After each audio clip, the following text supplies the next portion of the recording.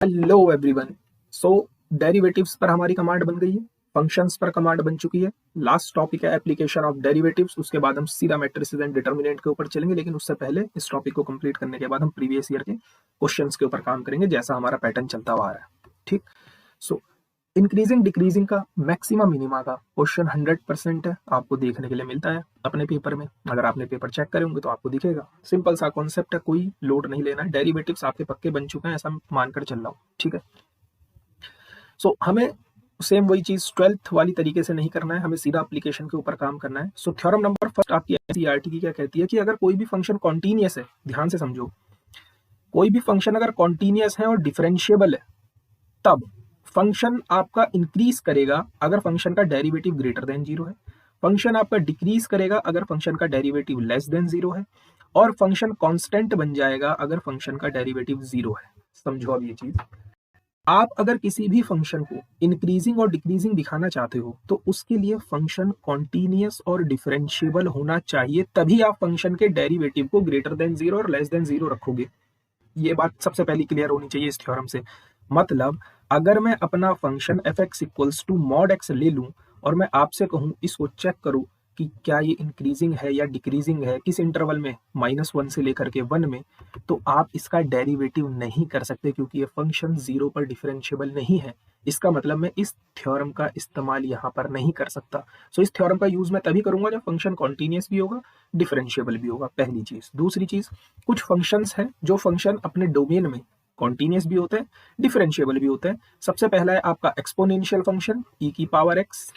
दूसरे हैं आपके पॉलिनोमियल फंक्शन, ये फंक्शन भी अपने डोमेन में कॉन्टिन्यूअस होते हैं, ये फंक्शन भी अपने डोमेन में कॉन्टिन्यूअस होते हैं। आपको जो ज्यादातर देखने के लिए चीजें मिलती हैं वो या तो पॉलिनोमियल मिलता है या साइन कॉस फंक्शंस मिलते हैं। साइन कॉस भी अपने डोमेन पर क्या होते हैं, कॉन्टिन्यूअस बनते हैं और डिफरेंशिएबल भी होते हैं।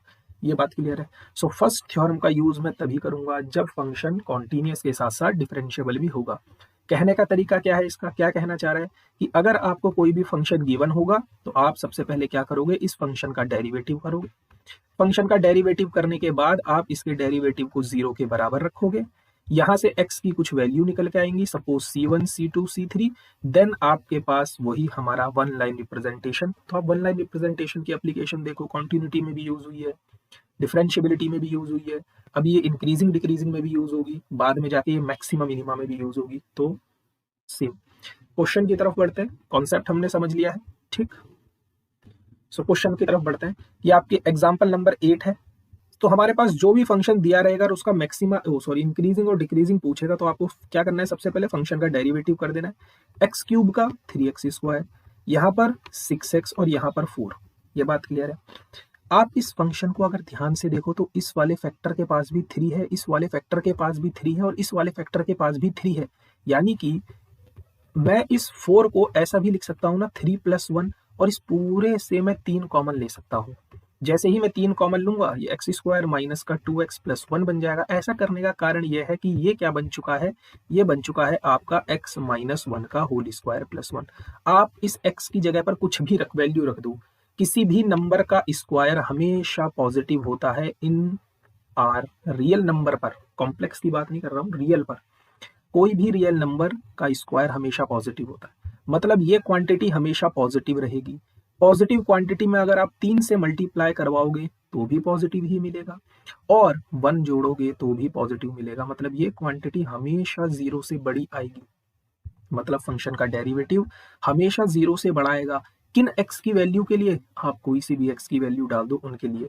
मतलब पूरे रियल नंबर पर ये फंक्शन क्या है, इंक्रीजिंग फंक्शन। Got it. पूरे रियल पर क्या है ये फंक्शन, इंक्रीजिंग फंक्शन है। नेक्स्ट बढ़ते हैं आगे।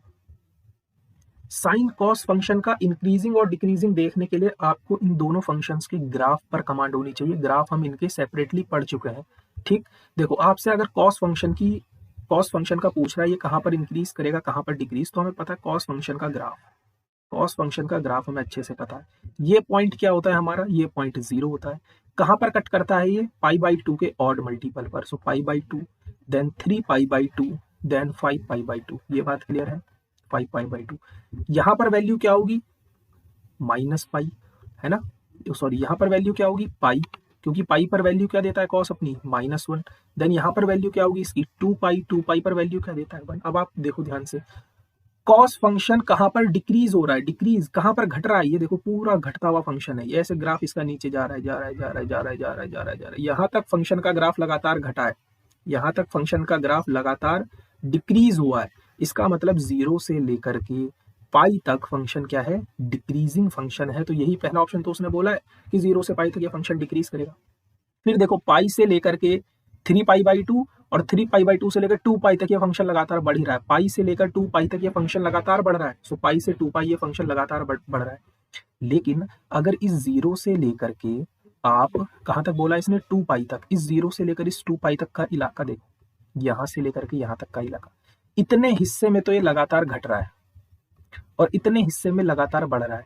अगर किसी इंटरवल के अंदर दो पॉसिबिलिटी आ जाए कि इंक्रीज भी हो रहा है डिक्रीज भी हो रहा है, तो उस टाइम पर हम कहते हैं function neither increasing nor decreasing. ये बात क्लियर है। 0 से लेकर 2π तक फंक्शन आपका डिक्रीज भी हुआ है, आपका इंक्रीज भी हुआ है, यानी 0 से लेकर के 2π तक फंक्शन ना तो इंक्रीज हुआ है ना ही डिक्रीज हुआ है। तो आपको यहाँ डेरिवेटिव करने की जरूरत नहीं है, सीधा सिंपल ग्राफ बनाया, कहानी खत्म। सेम काम मैं कर सकता था किसके साथ, साइन फंक्शन के साथ। चलिए थोड़ा साइन फंक्शन का देख लें, सेम फटाफट। साइन फंक्शन का ग्राफ हमें पता है क्या होता है। ओके, साइन फंक्शन का तुरंत ग्राफ बनाएंगे हम। साइन फंक्शन के बारे में अगर हमसे पूछ लिया, ये साइन फंक्शन का हमारा ग्राफ हो गया। ये पॉइंट क्या है 0, ये पॉइंट क्या होगा हमारा पाई के मल्टीपल पाई, देन 2π, देन 3π, ये सब हम पढ़ चुके हैं। अब आप ध्यान से देखो, यहाँ पर वैल्यू क्या होगी π/2, यहाँ पर x की वैल्यू क्या होगी π/2 पर वैल्यू क्या देता है साइन 1 देता है। देन यहाँ पर वैल्यू क्या होगी आपकी 3π/2, 3π/2। ये बात क्लियर है। ध्यान से देखो, 0 से लेकर के पाई तक, π/2 तक साइन फंक्शन बढ़ा है, 0 से π/2 तक साइन फंक्शन बढ़ा, यानी 0 से लेकर π/2 तक साइन फंक्शन इंक्रीजिंग है। लेकिन π/2 से लगातार फंक्शन घटना शुरू हुआ है, लगातार फंक्शन घटा, कहाँ तक घटा 3π/2 तक। मतलब π/2 से लेकर के 3π/2 तक फंक्शन लगातार डिक्रीज हुआ है। अगेन 3π/2 से बढ़ना शुरू हुआ, 3π/2 से बढ़ना शुरू हुआ, कहाँ तक बढ़ा 5π/2 तक बढ़ता चला गया। ठीक, यानी कि 3π/2 से 5π/2 तक फंक्शन क्या है, इंक्रीजिंग है। लेकिन अगर मैं आपसे कहूँ 0 से लेकर पाई तक इसके क्या हाल चाल है, 0 से लेकर पाई तक, 0 से π/2 तक तो ये बढ़ा, फिर π/2 से पाई तक ये घटा, मतलब 0 से लेकर पाई तक ये function neither increasing nor decreasing है। ये बात क्लियर हुई। नेक्स्ट आगे बढ़ते हैं। ओके, क्वेश्चन नंबर 10 को देखो। क्वेश्चन नंबर 10 में आपसे इस फंक्शन के बारे में पूछ रहा है, हमें कुछ नहीं पता, हमें सीधा फंक्शन गिवन होगा। हमें क्या करना है, सीधा एग्जाम में फंक्शन आएगा, फंक्शन का डेरिवेटिव करना है। फंक्शन का डेरिवेटिव कितना आ जाएगा 2x - 4। देन फंक्शन के डेरिवेटिव को 0 के बराबर रख देना है, ये हमने पढ़ लिया है ऊपर थ्योरम में। यहाँ से x की वैल्यू कितनी आ जाएगी 4/2 मीन्स 2। x की हमें जैसे ही वैल्यू मिली, सीधा one line representation, one line खींची, यहाँ पर हमने जो हमारे x के पॉइंट आए हैं वो पॉइंट हमने पुट करे। अब आपको ये चेक करना है इस x की पावर कितनी है। अगर इस x देखो 2 के राइट हैंड साइड में हमेशा पॉजिटिव, राइट हैंड साइड हमेशा पॉजिटिव होगी। उसके बाद आपको x की पावर चेक करनी है, इस फैक्टर की पावर चेक करनी है जो लीनियर फैक्टर आपके बने हैं f' = 0 करने के बाद। इसकी पावर अगर ऑड है तो साइन चेंज हो जाएगा, ये हम पढ़ चुके हैं। अगर आपका ऑड है पावर तो साइन चेंज होगा, और अगर इवन है तो साइन चेंज नहीं होगा, ये हमने वन लाइन में पढ़ लिया है। यहाँ x की पावर 1 है, 1 ऑड होता है, इसका मतलब ये प्लस है तो इस तरफ साइन माइनस हो जाएगा। इधर होता है नेगेटिव इन्फिनिटी, इधर होता है पॉजिटिव इन्फिनिटी। मतलब यहाँ से लेकर यहाँ तक फंक्शन का साइन नेगेटिव है, मतलब फंक्शन डिक्रीज हुआ है। कहाँ पर -∞ से लेकर 2 तक, और यहाँ से लेकर यहाँ तक फंक्शन का साइन पॉजिटिव है, मतलब फंक्शन इंक्रीज हुआ है 2 से लेकर इन्फिनिटी तक। कोई लोड नहीं लेना। नेक्स्ट क्वेश्चन की तरफ बढ़ते हैं। नेक्स्ट क्वेश्चन देखो आप, ये वाला सीधा फंक्शन का डेरिवेटिव करो। 4 3 जा 12x² -6 2 जा 12x माइनस का 72, और डेरिवेटिव को 0 के बराबर रख दिया। पूरी इक्वेशन 12 से कट रही है, सो x² माइनस का x और माइनस का 6 = 0। ठीक, ये हमारे पास इक्वेशन आ चुकी है। फंक्शन का डेरिवेटिव हमने कर दिया। क्वाड्रेटिक इक्वेशन है, क्वाड्रेटिक इक्वेशन को हम सॉल्व कर सकते हैं। क्या आ जाएगा x - 3 एंड x + 2 = 0। यह आ गया। यहाँ से x की वैल्यू कितनी मिलेगी 3, यहाँ से x की वैल्यू कितनी मिलेगी -2। दो x की वैल्यूज मिल चुकी हैं, दोनों x की वैल्यूज को हम लाइन पर शो करेंगे। यहाँ पर आपका -2 होगा, यहाँ पर आपका 3 होगा, और राइट हैंड जो आपकी साइड है वो हमेशा पॉजिटिव होगी। Right hand side is always positive. अब 3 के लेफ्ट हैंड साइड पर पॉजिटिव आएगा या नेगेटिव ये बताएगा। 3 जहां पर आया है उसका पावर, इस फैक्टर की पावर बताएगी कि साइन चेंज होगा या नहीं होगा। इस फैक्टर की पावर कितनी है, 1 1 होता है। ऑड है तो साइन चेंज हो जाएगा, प्लस का बन जाएगा माइनस। अब इसके लेफ्ट हैंड साइड पर, इस -2 के लेफ्ट हैंड साइड पर पॉजिटिव आएगा या नेगेटिव ये बताएगा। इसकी पावर, इस फैक्टर की पावर बताएगी। इस फैक्टर की पावर अगेन ऑड है तो साइन फिर से चेंज होगा, माइनस का बन जाएगा, प्लस इधर होता है नेगेटिव इन्फिनिटी, इधर होता है पॉजिटिव इन्फिनिटी। ध्यान से देखो, इस इंटरवल के अंदर साइन हमेशा पॉजिटिव है, इस इंटरवल के अंदर साइन हमेशा पॉजिटिव है। मतलब फंक्शन इंक्रीज हुआ है कहाँ पर, -इन्फिनिटी से लेकर -2 तक और 3 से लेकर इन्फिनिटी तक, और ये बीच का हिस्सा हमने छोड़ दिया क्योंकि यहाँ पर फंक्शन डिक्रीज है। तो मैथ्स में इसको हम दिखाते हैं यूनियन से।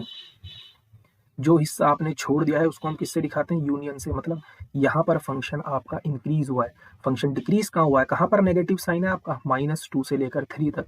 सो फंक्शन डिक्रीज कहाँ पर हुआ है आपका, -2 से लेकर के 3 तक फंक्शन आपका लगातार डिक्रीज हुआ है। आपके लिए होमवर्क ये रहेगा फंक्शन के इंक्रीजिंग, ये इंक्रीजिंग डिक्रीजिंग का कॉन्सेप्ट हमारा पूरा हो चुका है। एक कॉन्सेप्ट और होता है यहाँ पर डबल डेरिवेटिव का, एक कॉन्सेप्ट और होता है डबल डेरिवेटिव का, लेकिन उसको हम अपना जब हम प्रीवियस ईयर के पेपर सॉल्व करेंगे मैं आपको वहीं पर इस चीज को समझाऊंगा। फिलहाल आपके लिए होमवर्क ये है 6.2 के जितने भी क्वेश्चंस आपसे लग पाए इस एप्लीकेशन के थ्रू आपको उनको कंप्लीट करना है, ठीक है। So hope you like this video, thank you so much, जय हिंद। नेक्स्ट सेशन में मिलते हैं हम मैक्सिमा मिनिमा के साथ।